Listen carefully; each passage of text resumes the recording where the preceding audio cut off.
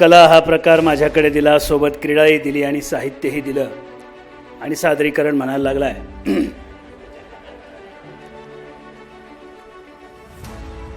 साहित्य कागदावर उतरतं, क्रीडा मैदानावर होते, कला मंचावर होते, पण हे सगळं घडत असताना हवा असतो तो एक श्रोता, एक प्रेक्षक, एक दर्शक जो त्या मंचासोबत असावा लागतो. माझा विषय मांडताना हा प्रेक्षक माझ्यासोबत आहे का, हा दर्शक माझ्यासोबत आहे का, हा श्रोता माझ्यासोबत आहे का, हे मी आजमावून घेण्याचा प्रयत्न करतोय. आई राजा मराठवाड्यात राहतो. 4 शक्तिपीठापैकी 2 शक्तिपीठ आमच्या मातीत आहेत, आमच्या रक्तात आई जगदंबा आहे आणि ओठात यायला मात्र कच कुच कच कुच होत आहे. ते खणखणीतच आलं पाहिजे. आई राजा सदानंदीचा पुंडलिका वरदे हरी विठ्ठल श्री ज्ञानदेव पंढरीनाथ महाराज की. वाह, झालं सादरीकरण.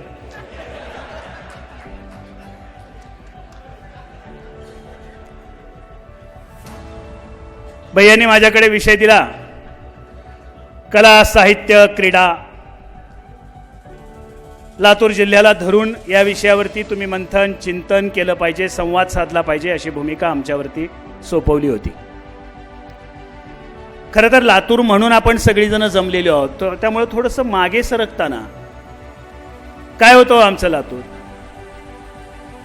पुराणामध्ये ज्याचा रत्नापूर म्हणून उल्लेख आहे, अलीकडच्या 7व्या ते 9व्या दशकामध्ये 10व्या दशकापर्यंत राष्ट्रकुटांचं राज्य देशभर होतं. त्या राष्ट्रकुटांची राजधानी म्हणून आमचं लातूर होतं. अगदी निजाम काळात सुद्धा या गावाकडे उद्योगाचं गाव, व्यापाराचं गाव म्हणून पाहिलं गेलं. महाराष्ट्रभर शिवजयंती आणि गणेशोत्सव करणाऱ्या लोकमान्य टिळकांना असं वाटलं की मी लातूरमध्ये गेलं पाहिजे आणि इथं गणेशोत्सव सुरू केला पाहिजे. एक उद्योग मी माझ्या वतीनं इथं सुरू केला पाहिजे. एक जिनिंग फॅक्टरी लोकमान्य टिळकांना ज्या गावात सुरू करावीशी वाटते असं हे माझं पावन पवित्र गाव. या गावाची महती फार मोठी आहे महाराज. शंभू महादेवाचं गाव आहे. शंभू महादेवाचा हा जिल्हा आहे. सिद्धेश्वर, रत्नेश्वर, भीमाशंकर, रामलिंगेश्वर, अमलेश्वर, अंतेश्वर, वैद्यनाथ ही आमची शहरातली दैवत आहेत. आणि आम्ही जिल्हाभर जेव्हा जातो तेव्हा उदगीरलाही आराध्य दैवत महादेव असतं, शिरूरांपाळा अनंतपाळ असतो, देवणीला महादेव असतो, तर निलंग्याला निलकंठेश्वर असतो. एकूण महादेवाचं खरं अधिष्ठान इथं असलेलं हे गाव, ही माती आणि हे महादेवाचं स्वरूप म्हणजे भगवान नटराजाचं स्वरूप. आणि भगवान नटराज म्हणजे कलेचं दैवत आहे आणि कलेच्या दैवताने जिथं वास केला ते माझं गाव आहे. आणि म्हणून इथल्या मातीमध्ये, रंध्रामध्ये, कणाकणामध्ये जर सामावलेलं काही असेल तर ती फक्त कला आहे, साहित्य आहे. मित्रांनो, महाराष्ट्र सगळा सांगत असतो. आदरणीय जिल्हाधिकारी मॅडम इथं आल्यात, त्याही बाहेरून ऐकून आल्यात की लातूर हे शिक्षण पंढरी आहे मॅडम. आणि ही शिक्षण पंढरी अलीकडच्या काळातली नाही तर ते आमच्या मातीमध्ये रुजलेलं आहे. या सगळ्याचे अभ्यासक आता आपल्या इकडं निरीक्षक म्हणून आहेत विवेक सवताडेकर. कदाचित ते माझ्यापेक्षा अधिक याबद्दल व्यापक बोलू शकतील, पण फक्त एक गोष्ट सांगणार आहे. लातूरला पापविनाशाचं मंदिर आहे, खूप जुनं मंदिर आहे. त्या मंदिराच्या प्रांगणामध्ये आजही एक शिलालेख आहे जो साधारण 700-750 वर्षापूर्वीचा शिलालेख आहे, ज्या काळामध्ये वेदविद्येला सगळ्यात मोठं प्रमाण होतं विद्येचं, की ज्याला वेदविद्या येते तो विद्यार्थी आणि तो ज्ञानार्थी समजला जायचा. त्या शिलालेखावर असं लिहिलेलं आहे की 750 वर्षापूर्वी माझ्या या छोट्याशा लातूर शहरामध्ये, लातूर गावामध्ये 550 वेदविद्या प्रच्युत माणसं राहत होती. या मातीमध्ये ज्ञानाचं बीज आहे, विद्येचं बीज आहे, ते अंकुरत आहे. पण गरज आहे त्या अंकुराला अधिकचं पाणी देण्याची, अधिकचं खतपाणी देण्याची. मित्रांनो, ह्या सगळ्या व्यवस्थांच्या भोवती आम्ही वावरताना आम्ही कुठे असतो? कलाकार म्हणून आम्ही काय करत असतो? मगाशी आम्ही बैठक होती भैया, बैठकीमध्ये 2-3 गोष्टी सहज सांगण्यात आल्या. एक कलेच्या क्षेत्रातलं कलेचं दैवत आम्ही महादेव म्हणून बघतो, भगवान नटराज म्हणून बघतो, पण या मातीमध्ये एवढे कलावंत, एवढे साहित्यिक, एवढे खेळाडू होऊन गेले आणि आजही होत आहेत. पण आवश्यकता आहे ती काही ठराविक गोष्टींची. मगापासनं आपण सकाळपासनं 7-8 विषय ऐकले. या प्रत्येक विषयाच्या मुळाशी जाताना एका गोष्टीचा आपल्याला सातत्याने जाणीव ठेवून जावे लागते की तुम्ही उद्योगात जा, तुम्ही शेतीत जा. काय हो शेती? शेती आणि शेतकरी कलेशिवाय अर्थवत आहे. आमच्या संस्कृतीमध्ये पहाटे उठून बैलाच्या मागे जाताना नांगरावर शेतकरी गाणं म्हणत म्हणत शेती करायचा, त्याच्या स्वरामध्ये बैल डुलायचा. तोच शेतकरी संध्याकाळी भजनाच्या तालातच भजन करून रात्री झोपायचा. आजही कमी अधिक प्रमाणात हेच शेतकऱ्याचं लक्षण आहे. उद्योगाच्या ठिकाणी आम्ही जातो, उद्योगाच्या ठिकाणी मला उत्तम बोलता आलं, उत्तम सांगता आलं, उत्तम मांडता आलं, माझं प्रोडक्ट जर जगासमोर मांडता आलं तर मला विकास साधता येतो. मी हे 2-3 वानगी दाखल उदाहरणं देतोय. डॉक्टर साहेब बोलले, तोच डॉक्टर ज्याचं डायग्नोसिस चांगलं आहे नाही, जो पेशंटला चांगलं बोलतो. मग वक्तृत्व काय आहे? कलाच तर आहे. ती साहित्यातूनच तर उभी राहते, ती मंचावरूनच तर उभी राहते. जगातल्या प्रत्येक क्षेत्राला जर आम्हाला काही साधर्म्य साधायला विकासाच्या जवळ जायचं असेल तर आम्हाला कलासक्त व्हावं लागतं, कलासक्त जीवन जगावं लागतं. आज कलेच्या संदर्भामध्ये मला व्यापकतेने बोलत असताना फक्त 3 गोष्टींचा इथं प्रामुख्याने उल्लेख करावा असं वाटतं. कलाकार घडायला हवे, कलावंत घडायला हवे. भैया मला आवर्जून सांगावं असं वाटतं की ह्या मातीतनं, मगाशी तुम्ही सकाळी उल्लेख केला की पिंपरी चिंचवडला तुम्ही अनेक इकडची लोक नोकरी करायला जातात. भैया तिकडे जाणारा वर्ग फक्त नोकरी करायलाच जातो नाही, तर आमचे कित्येक कलाकार आज पुण्या मुंबईत असतात, वेगवेगळ्या चॅनल्समध्ये काम करतात, बॅकस्टेजला काम करतात. बालाजी सूळ सारखा आज 1 टप्पा आउट मधला कलाकार आत्ता इथं आपल्या सगळ्या समोर आहे. तो बोलत होता, त्याच्या काही व्यथा मांडत होता, काही कथा सांगत होता. त्या कथा व्यथा या व्यासपीठाच्या माध्यमातून पूर्ण व्हाव्यात अशी त्याची अपेक्षा आहे, आमच्या सगळ्यांचीच अपेक्षा आहे. बाळकृष्ण धायगुडे अनेक वर्ष नाट्य क्षेत्रामध्ये काम करत असताना शेकडो विद्यार्थी, शेकडो कलावंत घडवणारे दिग्दर्शक, लेखक. पण भैया हे सगळं घडत असताना एक गोष्ट मला सातत्याने जाणवते की मगाशी तुमच्याही भाषणात एक उल्लेख येऊन गेला की आपण ॲन्सेलरी युनिटबद्दल बोललो, आपण रेल्वेच्या नोकऱ्यांबद्दल बोललो. अजितराव बोलताना शिक्षण प्रणालीबद्दल बोलले, शिक्षणाच्या बाबतीत काय करायला पाहिजे हे सांगितलं, उद्योगाच्या बाबतीत कसं घडायला पाहिजे हे सांगितलं, सामाजिक क्षेत्रात, महिलांच्या क्षेत्रात सगळ्या वावरताना प्रत्येक गोष्टीमध्ये एक सातत्याने सांगितलं जातं की त्या क्षेत्राला जर मोठं करायचं असेल तर त्या क्षेत्रातले एक्सपर्ट्स तयार केले पाहिजेत. मग ITIच्या माध्यमातून असेल, शिक्षण क्षेत्रातल्या त्या डिग्र्या मिळवणारे, PhD करणारे विद्यार्थी, शिक्षक, प्राध्यापक असतील. भैया एखादं युनिट उभं राहताना वेगवेगळ्या क्षेत्रातले अभ्यासक निर्माण होणं आवश्यक आहे, पण समाज घडण्यासाठी त्या क्षेत्रातल्या माणसांना माणसं ठरवण्याचं काम कला आणि साहित्य करतं. यासाठी आम्ही काही करणार आहोत की नाही? आम्हाला हे घडवण्यासाठी, आमच्या साहित्यिकांसाठी, आमच्या कलावंतांसाठी, आमच्या खेळाडूंसाठी खरं तर गंमतशीर गोष्ट काय आहे की हे जेवढे 8 आयाम आहेत ना, हे पूर्ण होण्यासाठी 2 गोष्टी सक्षम असाव्या लागतात. एक म्हणजे मन आणि दुसरं म्हणजे शरीर. माणसाचं मन सक्षम ठेवतं ती कला, साहित्य, आणि माणसाचं शरीर सक्षम ठेवतं ते क्रीडा आणि खेळ.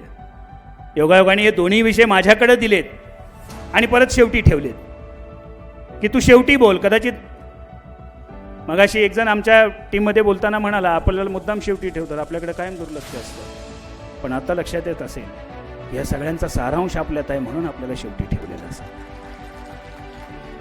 कारण शेवटी जगणं जिथून उभं राहतं, जगणं जिथून सुरू होतं तीच कलासक्त भूमी आहे, कलासक्त मन आहे. आणि मग यासाठी भैया काही गोष्टी आवर्जून आपल्याला कराव्या लागणार. एकीकडे महादेवाचं उदाहरण दिलं, आम्ही महादेवाचं आहे, आणि दुसरी गोष्ट भैया खेळाडूंचं, पहिलवानांचं आराध्य दैवत भगवान शंकराचंच रूप म्हटलेला महाबली बजरंग आहे. आणि या मातीचं संस्कार, संस्कृती एक उत्तम आख्यायिका अशी आहे की जेव्हा द्रोणागिरी पर्वत घेऊन महावीर बजरंगबली उत्तराखंडातून लंकेकडे जात होते तेव्हा त्या द्रोणागिरीचा एक तुकडा आमच्या वडवळच्या भागात पडला. भैया आजही तिथं ती सगळी जडीबुटी आम्हाला सापडते. याचा अर्थ बघा की एकीकडे महादेवाचं अधिष्ठान आमच्या मातीला आहे, दुसरं हनुमंताचं अधिष्ठान आमच्या मातीला आहे. मग आमच्या या दोन्ही क्षेत्राकडे दुर्लक्ष होतंय असं आमच्या सगळ्यांचं सातत्याने म्हणतं. साहित्याच्या क्षेत्रामध्ये मगाशी योगीराज माने सर होते, डॉक्टर जयद्रथ जाधव, सगळी ही या भागातली सगळी मान्यवर मंडळी आमच्या बैठकीला उपस्थित होती. याशिवाय सगळीच होती. सगळ्यांची मतं खूप छान आली. त्याचा सारांश मांडण्याचा मी इथं आत्ता फक्त प्रयत्न करणार आहे. या साहित्याच्या क्षेत्रात तुमच्याच म्हणजे जिथं तुमचा जन्म झाला, तुमची जन्मभूमी, त्या निलंग्यातून सेतू माधव पगडी नावाचा एक फार दृष्ट आणि विद्वान साहित्यिक होऊन गेला, जे या मातीने दिला. नाहे डोळे असतील जे उदगीरमधनं आले, डॉक्टर जयम वाघमारे असतील जे आमच्यातनं आले, आणि आत्ता नंतरची पिढी अगदी कुंभार सरापासून योगीराज मानेंपर्यंत, रमेश चिल्लेंपासून जयद्रथ जाधवांपर्यंत, विवेक सवताडेकरांपासून चंद्रशेखर मलकमपट्टेपर्यंतची ही सगळी आमची मंडळी इतकी प्रतिभावान आहे भैया, की एखाद्या साहित्य संमेलनाचा मंच जर सजायचा असेल तर त्याच्यातला लातूरची संख्या ही अगदी मोजण्यासारखी असते, दृष्ट लागण्यासारखी असते. हे आमचं मोठेपण आहे. पण या साहित्यिकांना हवं असलेलं वातावरण इथं नाही. यांनी एकत्र बसून एखादं पुस्तक प्रकाशित करावं म्हटलं तर त्याला एक छोटासा हॉल नाही. त्यांनी एकत्रित बसून एखादा चर्चा संवाद घडवावा, परिसंवाद घडवावा, चर्चासत्र घडवावं म्हटलं तर एखादी जागा नाही. योगायोगाने भैया आपल्याच माध्यमातून माझ्या सोयीने, माझ्या सुदैवाने जिल्हाधिकारी मॅडम आहेत आणि क्रीडा संकुलमध्ये अनेक हॉल उपलब्ध आहेत. आपल्या सगळ्यांच्या साक्षीने मी मागूनच टाकतो की मॅडम त्याच्यातला एक हॉल आमच्या साहित्यिकांसाठी दिला तर त्याचे कायमस्वरूपी उपयोग होतो. मॅडमनी देऊनच टाकतं म्हणलं टाळ्या वाजवून एकदा. मग अशी कोणतर म्हणालं एवढं सगळं घडवताय, एवढ्या सगळ्या चर्चा करताय, हे इम्प्लिमेंट होणार आहे का? मी म्हणलं 100% होणार आहे. अहो ते कधी होणार आहे त्याचं काय, इथंच सुरुवात झाली. शुभश्य शीघ्रम. पुन्हा एकदा मॅडमसाठी आपण टाळ्या वाजूया. नाट्यगृहासाठी आम्ही सातत्याने वाट पाहतोय भैया. तुम्हीच आम्हाला नाट्यगृह मंजूर करून दिलं, पण ते अजूनही अर्धवट अवस्थेत आहे. पण ते केवळ नाट्यगृह न होता ते एक मल्टिप्लेक्सचं स्वरूप त्याला व्हावं. त्याच्यामध्ये तालीम हॉल असावा, प्रदर्शनी असावी आणि मुख्य सभागृह असावं, जे सगळ्यांसाठी उपलब्ध असावं. मग केवळ राजकीय सभांसाठीच नाही, ते सभागृह असू नये, ते नाट्यगृहच असावं आणि अद्ययावत असावं. त्यातल्या सगळ्या गोष्टी अगदी सोयीच्या असाव्यात. भैया आपण मराठवाड्याची माणसं, मराठवाड्याने महाराष्ट्राला मराठी. आद्य कवी मुकुंदराज इथूनच झाले. ज्ञानेश्वर आणि मुकुंदराजांची 2 ग्रंथ आमची पहिली ग्रंथ म्हणून म्हणली जातात. ही या मराठवाड्याच्या मातीतलीच. संत साहित्याशी आम्ही जवळ आहोत. शेकडो वर्ष निजामी राजवटीत राहिलो तरी सुद्धा आम्ही आमचे संस्कार संस्कृती टिकवून ठेवली. त्याचं कारणच होतं हे संत साहित्य, संत महात्म्य. आणि आज हे संत महात्म्य आणि या संत महात्म्याला जोडीला असलेली आमची लोककला, जी एकनाथांनी भारुडापासून जपली. वाघमारे साहेबांनी ज्याचा उल्लेख केला, अशा डोंबाऱ्यांच्या कला, डोंबारीच नव्हे तर आमच्या भटक्या विमुक्तांमध्ये असलेल्या अनेक कला आहेत भैया. मग अशी आमचा बालाजी मेत्रे कलाकार आला होता. भैया म्हणला, भैया हे सगळं चाललंय पण आमच्या कलेचं काय? त्याची कला म्हणजे कोणती भैया? तो म्हणला, हलगी वाजवणं ही कला आहे. पोतराजा हा कलावंत आहे, वासुदेव हा कलावंत आहे, डोंबारी हा कलावंत आहे, बुरबुर पोचमा हा कलावंत आहे. भैया ही सगळ्या जमाती या मराठवाड्यात आणि लातूरमध्ये आढळतात. या सगळ्यांना कलेचा दर्जा देऊन मी पुन्हा एकदा मागणी करतोय की या सगळ्यांनाच कलेचा दर्जा देऊन यांना किमान वयोवृद्ध कलावंत समितीच्या माध्यमातून त्यांना त्या कलेचा दर्जा देऊन त्यांना त्यातनं मानधन मिळालं पाहिजे. या सगळ्या कलावंतांना, ज्याच्यामधनं वाघमारे साहेब आपल्या सगळ्या वंचितांच्या संदर्भातही त्याचा आपल्याला उहापोह करता येऊ शकेल. यासोबत संत साहित्य. मगाशी एकाने सांगितलं की सगळ्या शाळा महाविद्यालयांना, सगळ्या शिक्षणाला, अगदी मदरशांना, ह्याला त्याला सगळ्याला अनुदान दिलं जातं. मग किमान लोककलेची एखादी शाळा व्हायला पाहिजे. लोककलेचं शिक्षण देणारा एखादा वर्ग असला पाहिजे, जो अनुदानित असला पाहिजे. आणि त्याचसोबत वारकरी साहित्य, संत परंपरा शिकवणारे सुद्धा खूप वर्ग भैया आपल्या लातूर जिल्ह्यामध्ये आहेत. कारण माणूस शेवटी जगतो कशावर? की ज्याचा अंतरात्मा स्थिर असेल तर त्याला मिळवलेल्या पैशाची सुद्धा किंमत करता येऊ शकते. अन्यथा पैसा मिळाला आणि माणूस वाया गेला, अशी आपण शेकडो उदाहरणं पाहिली आहेत. पण आपण ज्या रतनजी टाटांचं उदाहरण देता, तो माणूस अध्यात्माच्या जवळ आहे.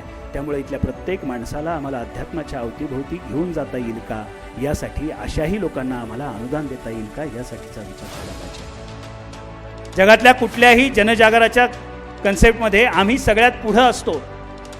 कारण असं म्हटलं जातं की 100 बका आणि 1 लिखा आणि 100 लिखा आणि 1 दिखा. म्हणजे भैया जे ऐकायला येतं ते फक्त कानात असतं, पण जे दिसायला लागतं तेव्हा ते अजून स्पष्ट व्हायला लागतं. कलावंत दाखवतोही आणि ऐकवतोही. ह्या माणसांनी सांगितलेलं कुणाही माणसांनी सांगितल्यापेक्षा अधिक लवकर पटतं आणि पटेपर्यंत सांगत राहतो. अशा पटवणाऱ्यांची गरज या मंचाला आहे. त्यामुळे या मंचाने पहिल्यांदा या सगळ्या पटवणाऱ्यांचा विचार करावा असं मी इथं आवर्जून आपल्यासमोर मांडतो. अनेक व्यावसायिक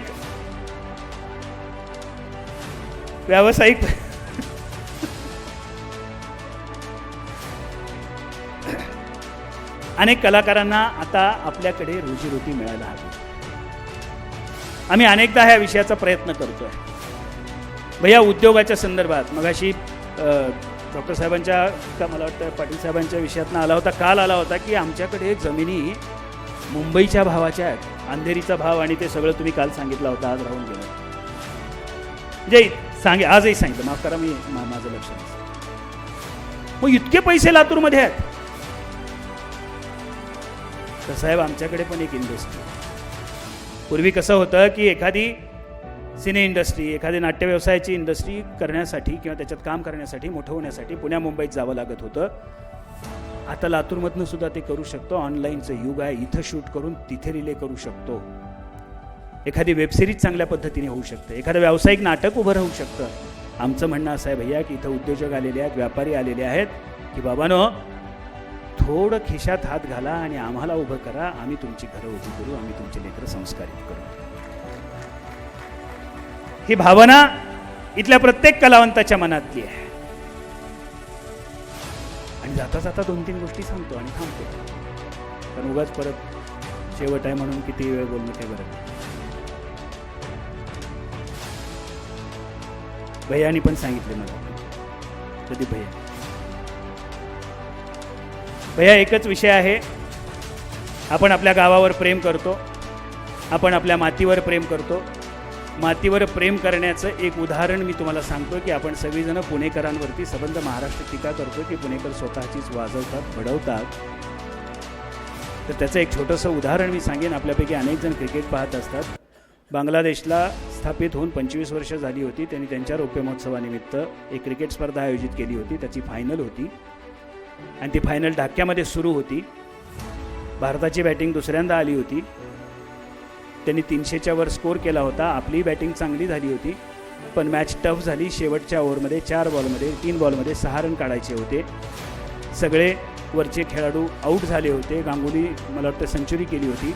अशा अनेक जणांनी खेळून स्कोर जवळ आणला होता आणि शेवटच्या 3 बॉलमध्ये 6 रन काढायचे होते. आणि पिचवर होता ऋषिकेश कानिटकर नावाचा एक खेळाडू, जो आपल्याला पुन्हा कुठेच दिसला नाही. 4-2 मॅचेस खेळून. आणि या ऋषिकेश कानिटकरने बॅट फिरवली, बॅटला कट लागली, होर गेला. 4 रन निघाले. पुढच्या बॉलला 2 रन काढून आपण मॅच जिंकलो. मी पुण्यात शिकत होतो तेव्हा दुसऱ्या दिवशी पुण्याच्या सगळ्या वर्तमानपत्रामध्ये अर्धपेज बातमी, मोठा ऋषिकेश कानिटकरचा फोटो आणि पुणेकरांनी भारताला जिंकवलं अशी बातमी होती.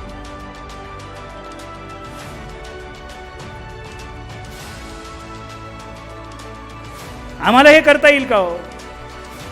आपण करतच नाही. अहो अख्खी सेंचुरी मारली तरी बरोबर ते शेवटी त्यानं खेळलं म्हणून जिंकलं. ह्याच्या सेंचुरीचं काय खरं आहे म्हणतो?